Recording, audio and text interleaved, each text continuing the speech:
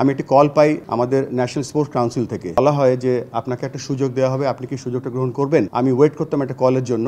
সেই কলটা আমি যখন পেয়ে গেছি তখন আর আমি পিছনে তাকাইনি। আমার একটাই লক্ষ্য ছিল যে কিভাবে এই কলটাকে আমি রেসপেক্ট করতে পারি, এবং আমি এই কলটা পেয়েছিলাম আমাদের সম্মানিত স্পোর্টস উপদেষ্টার কাছ থেকে। 19 বছর ধরে আমি এই ক্রিকেট উন্নয়নের কাজ করে যাচ্ছি আইসিসি এবং এসিসিতে।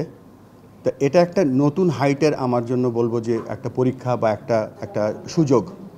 তো এই সুযোগটা আমি বাংলাদেশ ক্রিকেটের আপনাদের কাছ থেকে শত শত প্রশ্ন পেতাম যে আপনাকে ডাকা হয়, আপনি আসেন না কেন, আপনি কি সুযোগ পেলে আসবেন।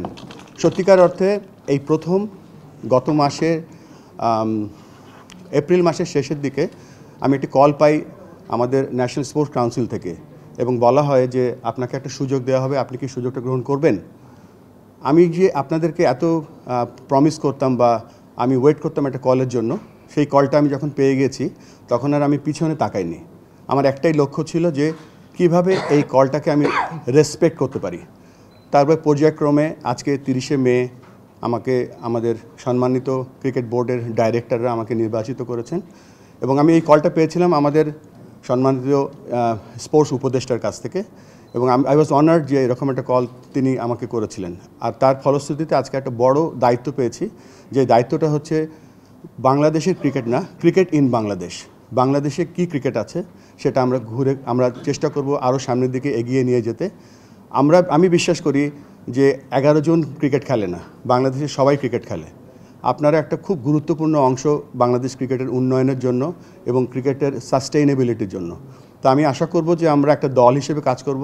আমরা সেটা করে এসেছি বলে আজকে আমরা 25 বছর ধরে টেস্ট খেলছি, আমরা ভালো পারফরমেন্স করছি, আমাদের অনূর্ধ্ব-19 দল বিশ্বকাপ জিতেছে, আমাদের মেয়েদের দল এশিয়া কাপ জিতেছে। আমরা আরও ভালো কিছু আশা করব, সে পোটেনশিয়াল আমাদের মধ্যে আছে। এবং এই জন্য কথাগুলো বললাম যে আমরা সকলে একটা টিম, আমরা সকলে বাংলাদেশকে সাপোর্ট করি, এবং let's work together to bring Bangladesh cricket in a different height. আমি আবারও ধন্যবাদ জানাচ্ছি আমাদের বাংলাদেশ ক্রিকেট বোর্ডের সম্মানিত ডাইরেক্টর যারা আমাকে আজকে নির্বাচিত করেছে।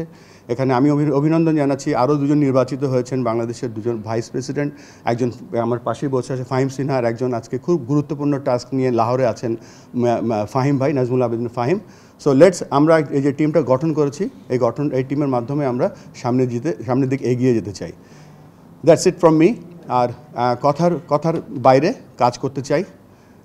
বেশ কিছু কাজ আমরা প্ল্যান করছি, এবং সেই কাজগুলো যেন আমরা বাস্তবায়িত করতে পারি সেই সাহায্য আপনাদের কাছে চাচ্ছি।